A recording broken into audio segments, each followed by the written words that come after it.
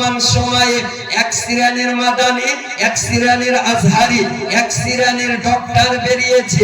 এই নবীর সম্মান যদি করা হয় আর এদের কানে যদি নবীর সম্মান পৌঁছে যায় তাহলে এদের গায়ে অ্যালার্জি বেরিয়ে যায়। এদের মনে রাখা দরকার, এদের জেনে রাখা দরকার যে আল্লাহ রব্বুল আলামিন স্বয়ং আমার নবীর সম্মান প্রদর্শন করতে বলেছেন। এখন কোন যদি মোল্লা, কোন মুন্সি, কোন আজহারি, কোন ডক্টর নবীর সম্মান ছোট করতে চায় তাহলে পারবে? জোরে বলেন। তাহলে কোন মোল্লার দ্বারায়, কোন মুন্সির দ্বারায়, কোন ডক্টরের দ্বারায়, কোন আজহারির দ্বারায় নবীর সম্মান ছোট করা সম্ভব নয়। এই কারণে তাহলে নবীর সম্মান আগে নাকি গো? একটু জোরে বলেন। নবীর সম্মান আগে, নামাজ পরে। নবীর সম্মান আগে, রোজা পরে। নবীর সম্মান আগে, হজ ও যাকাত পরে। নবীর সম্মান আগে, ইবাদত ও রিয়াজাত পরে।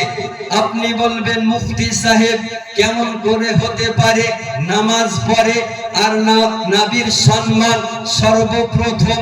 তো আপনাকে আমি বলতে চাই, আজকে যদি নামাজকে বুঝতে হয় সর্বপ্রথম নবীকে বুঝতে হবে।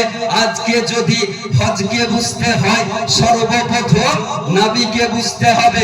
আজকে ইবাদত ও রিয়াজাতকে যদি বুঝতে হয় সর্বপ্রথম নবীকে বুঝতে হবে। আজকে যদি রোজাকে বুঝতে হয় তো সর্বপ্রথম আমার নবীকে বুঝতে হবে।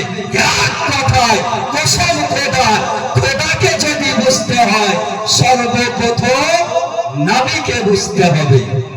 হযরত আল্লামা মাওলানা মুফতি নাজির হোসেন কিবলা উনি চলে এসেছেন জন্য জোরেশোরে বক্তব্যে প্রায় শুনে একবার নারে তাকবীর, নারে তাকবীর, নারে তাকবীর, নারে রিসালাত।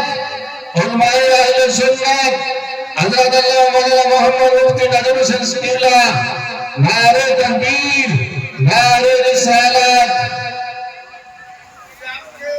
আলাইকুম ওয়া রাহমাতুল্লাহি তাআলা ওয়া বারাকাতুহু। আলহামদুলিল্লাহ, আলহামদুলিল্লাহিল্লাযী আবদা'আল ফলাকা ওয়াল আরদিন। والصلاة والسلام على ما كان نبيا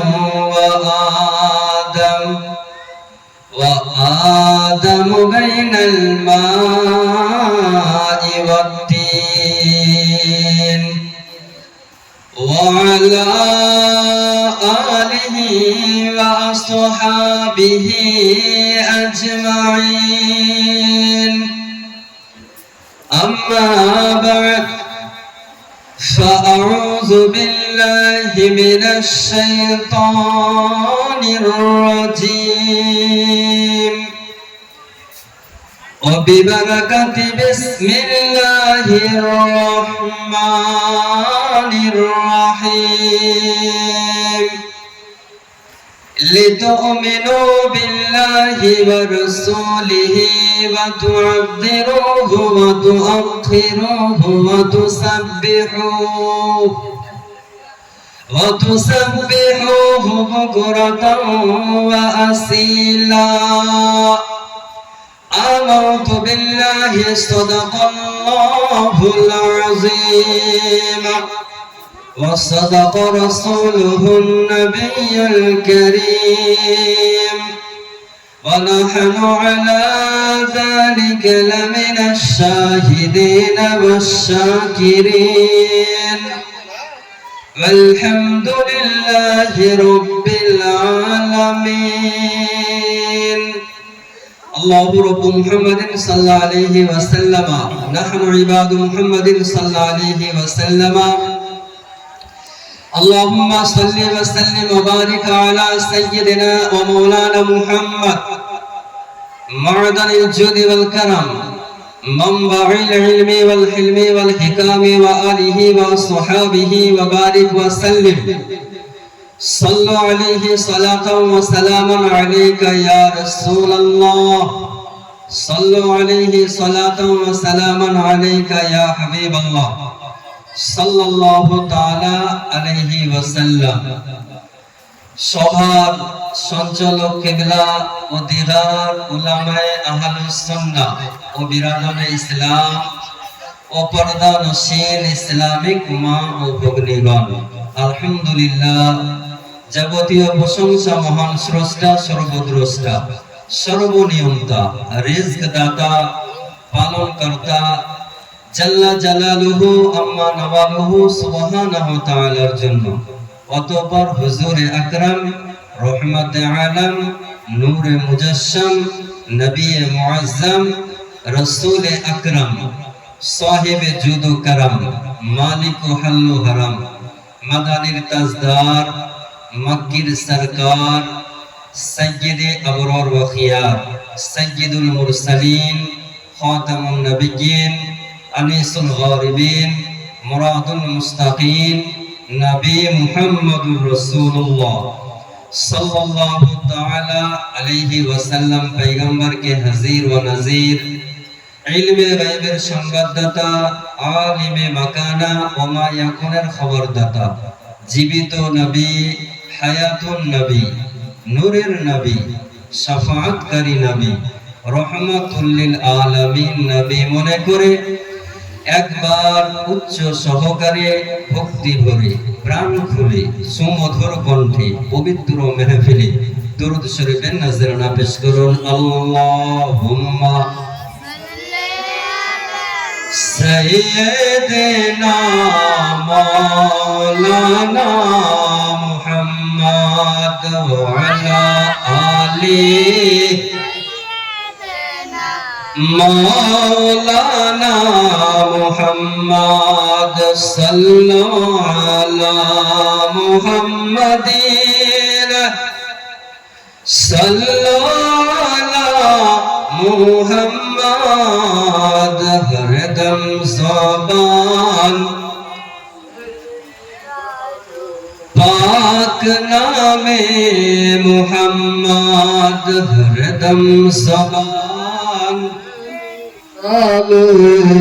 শফিয়ানা মুহাম্মদ সাল্লাল্লাহু তাআলা আলাইহি ওয়াসাল্লাম। বিরাদান ইসলাম, খোদার কালাম রব্বুল আলামিন বলেন, লিতুমিনু বিল্লাহি ওয়া রাসূলিহি, হে মানব সম্প্রদায়, তোমরা আল্লাহ ও তার রাসূলের উপর ঈমান আনায়ন করো, ওয়া তুআজ্জিরুহু, এবং রাসূলের মহত্ব বর্ণনা ও তার প্রতি সম্মান প্রদর্শন করো, ওয়া তুসাব্বিহুহু বুকরাতাও ওয়া আসীলা, এবং সকাল সন্ধ্যা আল্লাহর পবিত্রতা ঘোষণা করো। জোরে বলেন সুবহানাল্লাহ। তাহলে এই আয়াত থেকে সুস্পষ্টভাবে দিবালোকের ন্যায় প্রমাণ হয় যে আল্লাহ কোরআনের মধ্যে পারা নাম্বার 26, সূরা নাম্বার 48, আয়াত নাম্বার 9, সূরা ফাতিহা, হে মানব সম্প্রদায়, তোমরা আল্লাহ ও তার রাসূলের উপর ঈমান আনায়ন করো, ঈমান আনো, এবং রাসূলের মহত্ব বর্ণনা ও তার প্রতি সম্মান প্রদর্শন করো, এবং সকাল সন্ধ্যা আল্লাহর পবিত্রতা অর্থাৎ নামাজ, রোজা, হজ, যাকাত, ইবাদত, রিয়াজাত ইত্যাদি পবিত্রতা ঘোষণা করো। আয়াতের মধ্যে একটু লক্ষ্য করেন যে আল্লাহ সর্বপ্রথম বলেন আল্লাহ এবং আল্লাহ রাসূলের উপর ঈমান আনো, তারপর রাসূলের মহত্ব বর্ণনা করো, সম্মান প্রদর্শন করো। তাহলে ঈমান আনার পরে সর্বপ্রথম নবীর সম্মান প্রদর্শন করতে হবে, তারপর নামাজ, রোজা, হজ, যাকাত, ইবাদত, রিয়াজত, তাসবিহ, তাহলিল ইত্যাদি কর্ম করতে হবে। ঈমান আনার পর রব্বুল আলামিন নিজ মেহবুবে পাক সাল্লাল্লাহু তাআলা আলাইহি ওয়াসাল্লামের সম্মান প্রদর্শন করতে বলেছেন, তারপর নামাজ, রোজা। তাহলে নবী হলেন আমাদের ঈমান আর নামাজ হলো আমল। কোন অমুসলিমের উপর নামাজ, রোজা, হজ, যাকাত ফরজ নয়, নাকি গো? ঈমান আগে, ঈমান যদি থাকে তার উপর নামাজ ফরজ, তার উপর রোজা ফরজ, তার উপর হজ ও যাকাত ফরজ। আর যদি ঈমানই না থাকে তাহলে তার উপর এই সমস্ত ইবাদত ফরজ নয়। ও যত বড় ডক্টর হোক না কেন, ও যত বড় মাস্টার হোক না কেন, ও যত বড় আজহারি হোক না কেন, ও যত বড় মাদানি হোক না কেন, যদি নবীর সম্মান প্রদর্শন না করে তাহলে ভাবতে হবে এর ঈমান নষ্ট হয়ে গিয়েছে। এই যত বড়ই নামাজি হোক না কেন এর নামাজ কবুল হবে না। হবে?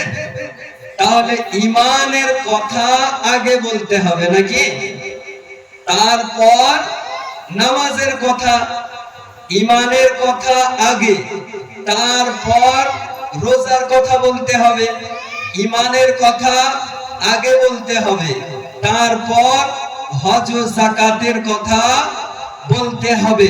রব্বুল আলামিন কোরআনের মধ্যে যে নবীর সম্মান প্রদর্শন করো, নবীকে দেখতে যদি পাও তাহলে নবীর সম্মান প্রদর্শন করো। কোরআন মুতলাক আয়াত আর কানুন রয়েছে, আল মুতলাকু ইয়াজরি আলা ইতলাকিহি। যদি নবীকে দেখতে পাও তবুও সম্মান করো, নবীকে যদি দেখতে না পাও তাহলে সম্মান করিও না, এ কথা বলা নাই। নবীকে যদি দেখতে পাও তবুও নবীর সম্মান করো, নবীকে যদি দেখতে না পাও তবুও সম্মান করো।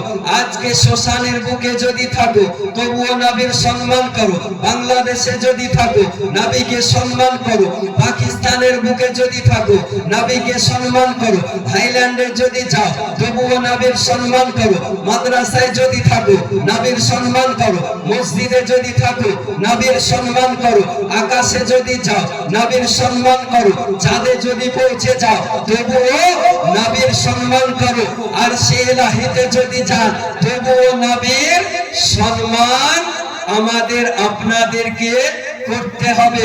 এখন আমার আলা হযরত আজিমুল বরকত মুজাদ্দিদে দ্বীন ও মিল্লাত আতায়ে নিয়ামত দারিয়ে রহমত কানজুল কারামত জাবালুল ইস্তিকামত শাইখুল ইসলামি ওয়াল মুসলিমিন বলতেছেন, মিট গয়ে মিটতে हैं मिट जाएंगे आधा तेरा, मिट गए मिटते हैं मिट जाएंगे आधा तेरा, ना मिटा है ना मिटेगा कभी चर्चा तेरा। সুবহানাল্লাহ হবে না? সুবহানাল্লাহ। আর একটু জোরে সুবহানাল্লাহ। তাহলে সর্বপ্রথম আমাদেরকে ওই নবীর সম্মান প্রদর্শন করতে হবে। আজকে যখন আপনি আমি জানি নফসি নফসির আলাম হবে, কেউ কারো হবে না। যখন মৃত্যু ব্যক্তিকে কবরে রেখে দেওয়া হয় তো তিনটি প্রশ্ন করা হয়। কয়টি? কি ভাষায় প্রশ্ন করা হয় বলেন না একটু? আরবি ভাষাতে যে মার রব্বুকা, তোমার আল্লাহকে, আমাদের রবকে আল্লাহ জিজ্ঞাসা করা হয় তো মুসলমান হোক। তারপর জিজ্ঞাসা করা হয় কবরে মা দিনুকা, তোমার ধর্ম কি, তো কিন্তু তৃতীয় প্রশ্ন কি করে আমার মহানবী সাল্লাল্লাহু তাআলা আলাইহি ওয়াসাল্লামকে সামনে দাঁড় করে দেন, জিজ্ঞাসা করেন এই ব্যক্তি সম্পর্কে কি জানো, এই ব্যক্তি সম্পর্কে কি জানো। আজকে যদি আমরা নবীকে নিজের বড় ভাইয়ের মতো সম্মান করি তাহলে বলবো যে আমাদের বড় ভাইয়ের মতো, নাকি গো? আর দুনিয়াতে যেমন বিশ্বাস আকীদা আপনি রাখবেন, কবরে সেটাই বলবেন, নাকি? যদি দুনিয়াতে আপনি নবী সম্পর্কে এইরকম আকীদা রাখেন, বিশ্বাস রাখেন যে নবীর জ্ঞান, তো নবীর জ্ঞানের চেয়ে শয়তানের জ্ঞান বেশি ছিল, নাউজুবিল্লাহ বলেন, জোরে বলেন নাউজুবিল্লাহ মিন যালিক। যদি দুনিয়াতে নবী সম্পর্কে এই আকীদা রাখেন যে নবীর জ্ঞানের মতো একজন বাচ্চা, পাগল, হিংস্র পশুরও জ্ঞান ছিল, তাহলে কবরে যখন ফেরেশতা মুনকার নাকির জিজ্ঞাসা করবে এই ব্যক্তি সম্পর্কে কি জানো, তো দুনিয়াতে যদি নবীর সম্মান করেন, নবীর তাজিম করেন, নবীর ইহতিরাম করেন, তাহলে কবরে গিয়ে বলবেন এটা হলো আমার শাহানশাহে জীবিকা, মাদানী কে তাজদার, আহমদে মুখতার, নবিयों का सरदार, दोनों आलम का मालिक व मुख्तार, মহানবী সাল্লাল্লাহু তাআলা আলাইহি ওয়াসাল্লাম। দুনিয়াতে যেমন আপনি আকীদা নবী সম্পর্কে রাখবেন, কবরেও সেই কথাটাই আপনার বের হবে, নাকি গো? তো কবরে আমাদেরকে যেতে হবে ঈমান নিয়ে। কি নিয়ে? ঈমান নিয়ে।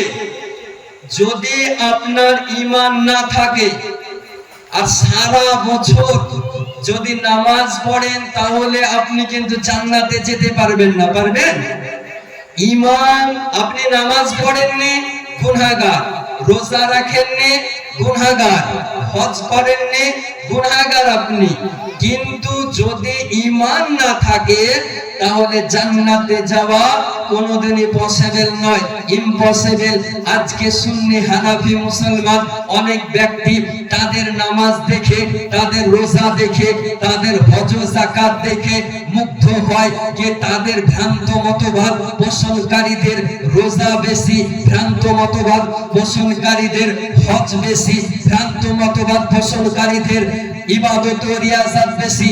আমি বলবো তাদের নামাজ রোজা হজ দেখে মুগ্ধ হওয়ার কোনো প্রয়োজন নাই, কারণ শয়তান তো 600 কোটি বছর ইবাদত করার পর শেষ পর্যন্ত শয়তান মালউন হয়েছে, নাকি গো?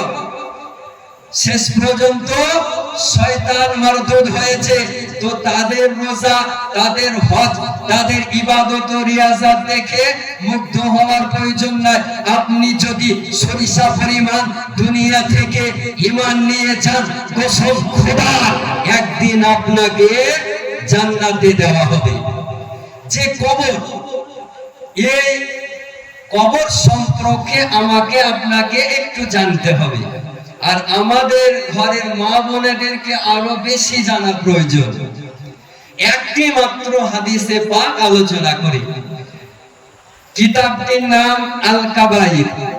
এই কিতাবে লেখক, এই কিতাবের রাইটার হাফিজ শামসুদ্দিন আলাইহি রহমা, তিনি হাদিসটি লিখতেছেন, আনায়ন করতেছেন আল কাবাইর কিতাবের মধ্যে।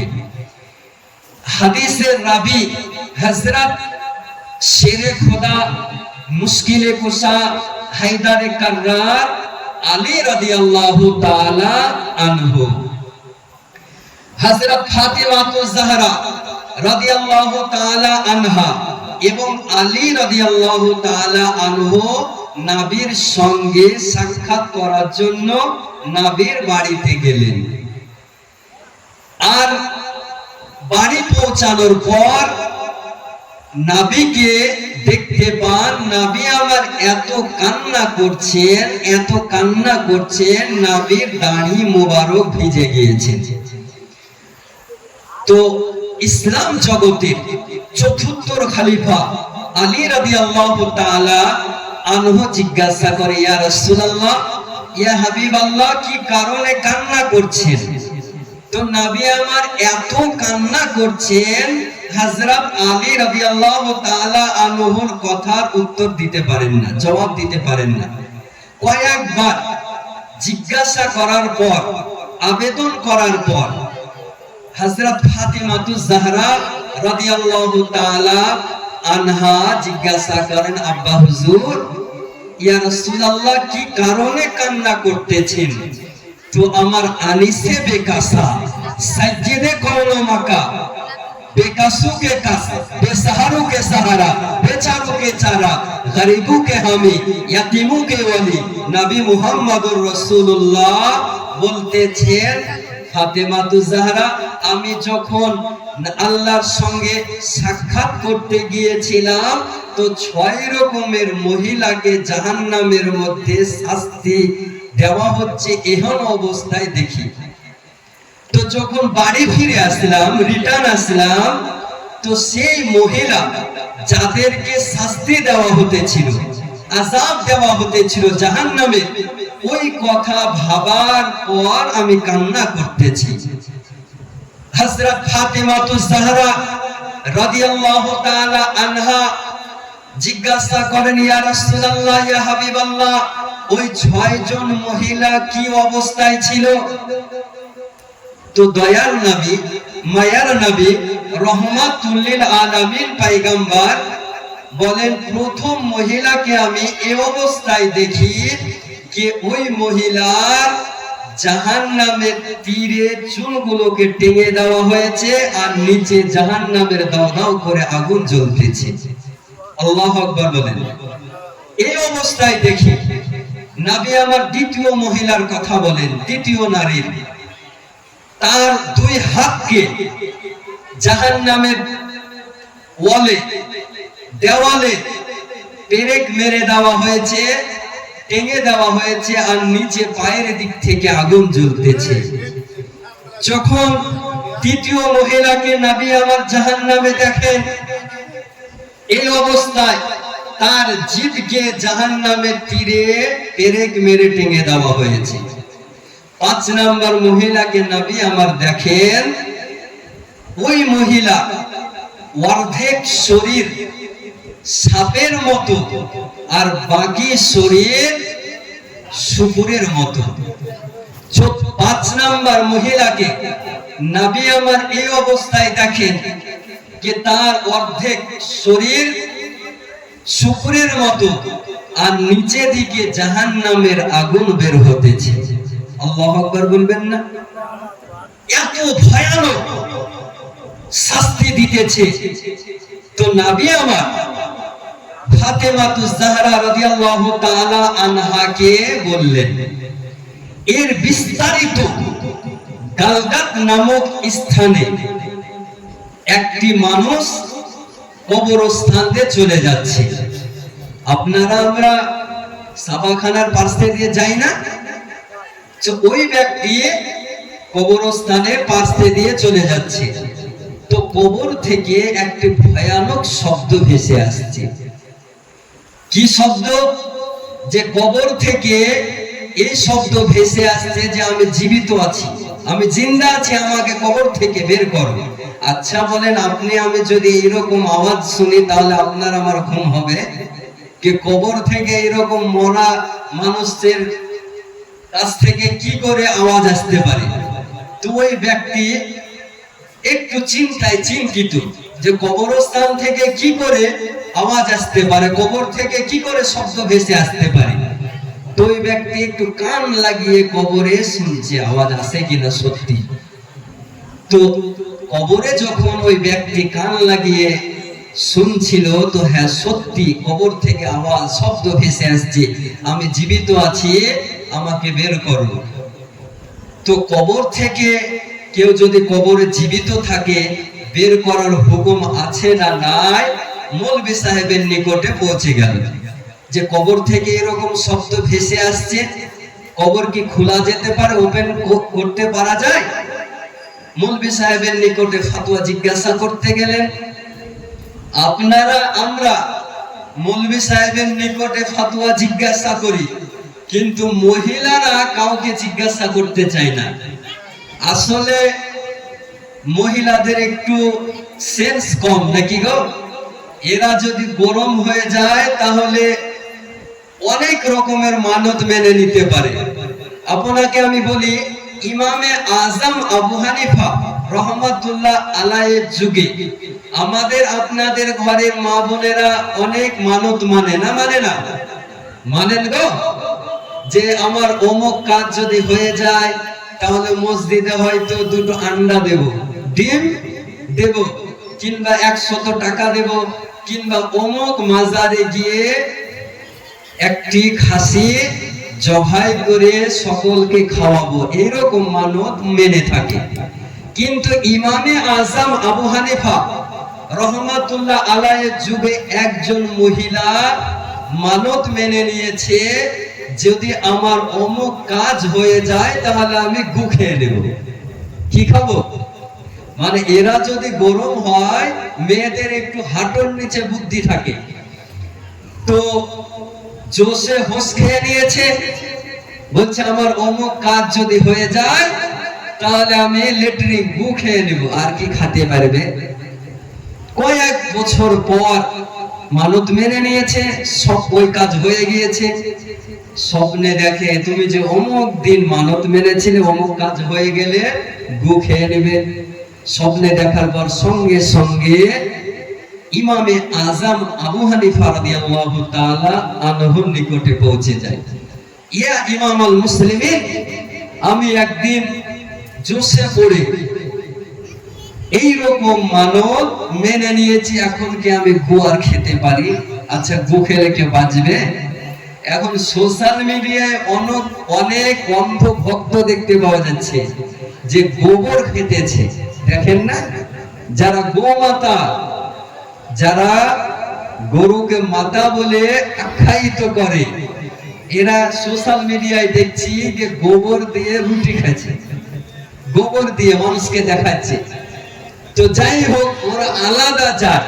আর মুসলিম সমাজের মধ্যে নারে তাকবীর, জোরে বলেন নারে তাকবীর, নারে রিসালাত, মাসলাকে আলা হযরত মাওলানা কারি উবাইদুল ইসলাম সাহেব কিবলা, হযরত মাওলানা কারি উবাইদুল ইসলাম সাহেব কিবলা, নারে তাকবীর, নারে রিসালাত, মাসলাকে আলা হযরত।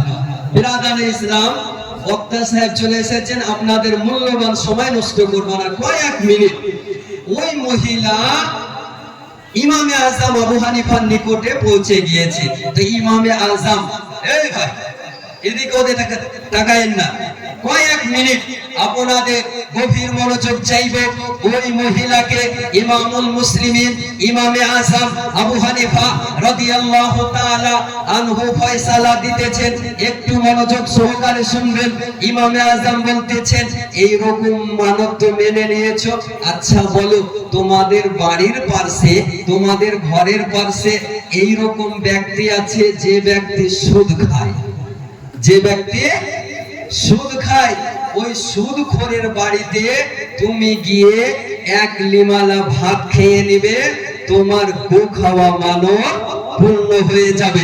তাহলে এখান থেকে দিবালোকের ন্যায় বোঝা যায়, প্রমাণিত হয় যে সুদখোরের বাড়িতে খাওয়া মানে হলো গু খাওয়া সমতুল্য। তাহলে সুদখোরের বাড়িতে খাবেন?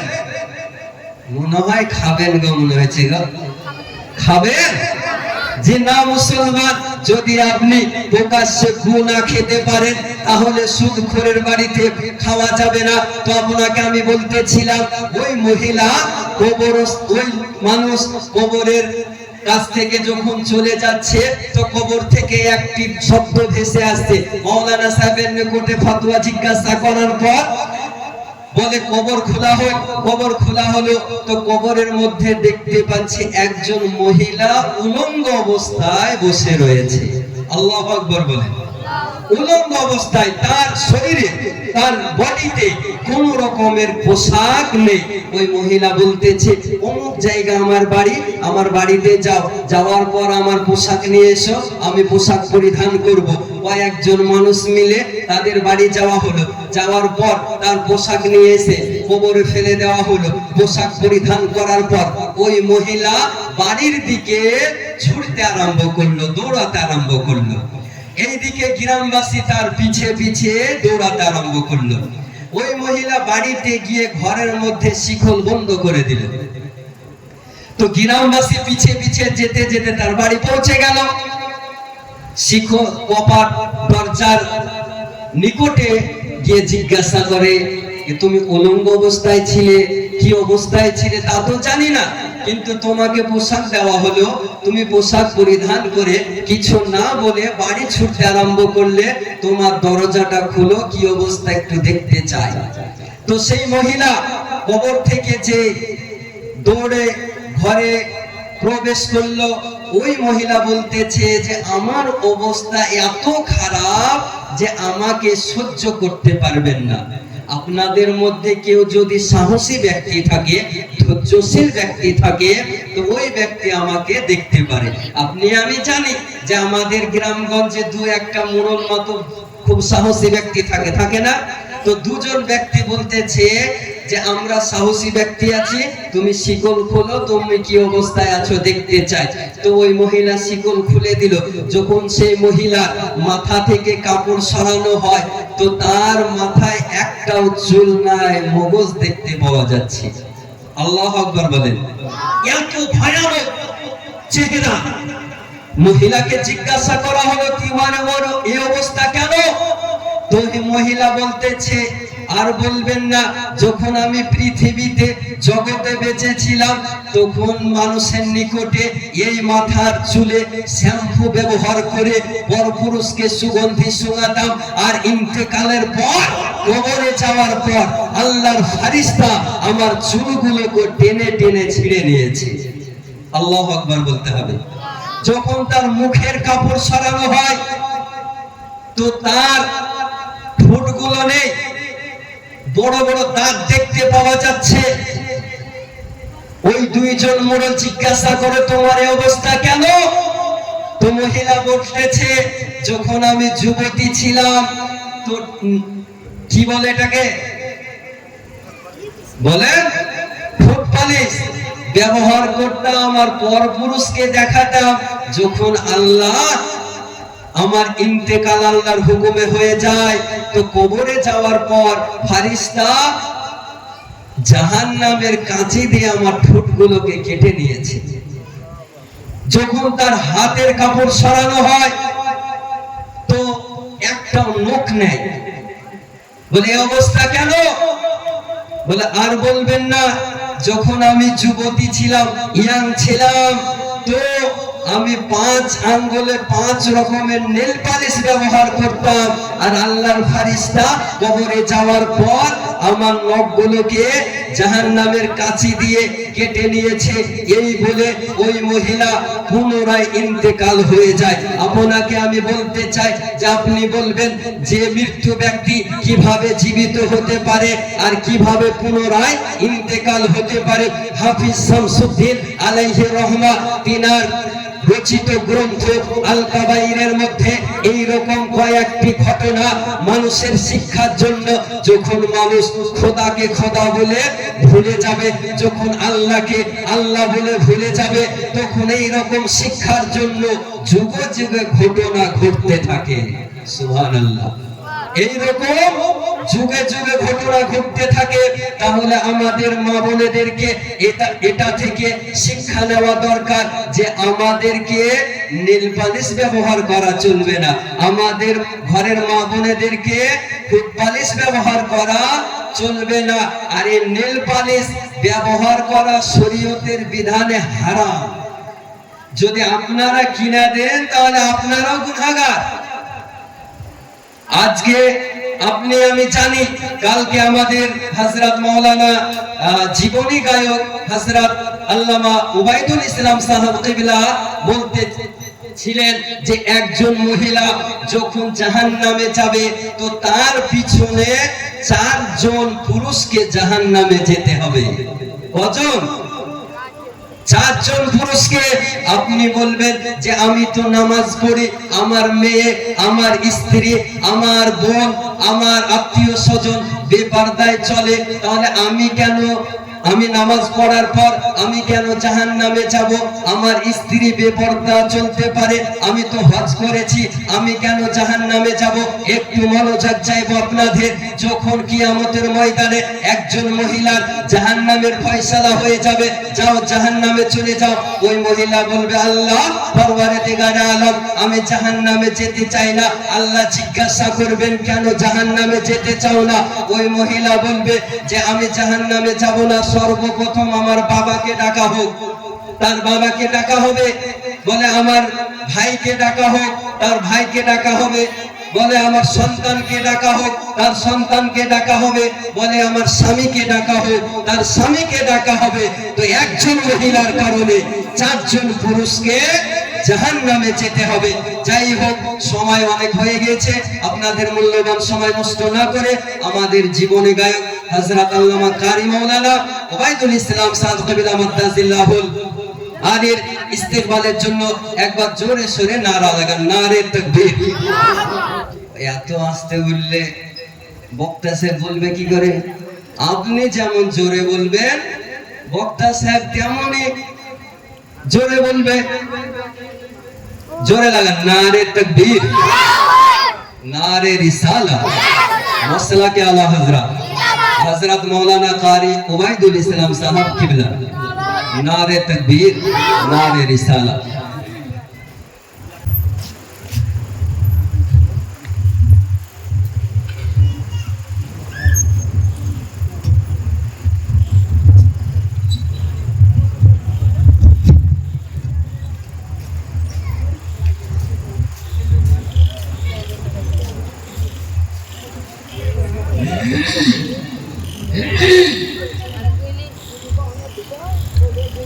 अस्सलामु अलैकुम व रहमतुल्लाहि व बरकातुहू।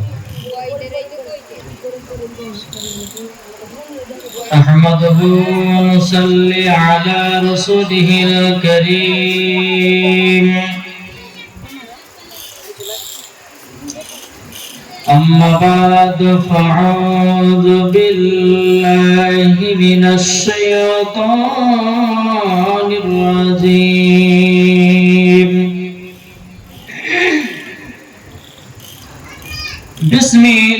बिस्मिल्लाहिर रहमानिर रहीम। अन्नबिय्यु औला बिल मुमिनीना मिन अनफुसिहिम। सदक़ल्लाहुल अज़ीम व सदक़ रसूलुहुन नबियुल अमीनुल करीम। وعلى ذلك لمن الشاهدين والشاكرين والحمد لله رب العالمين.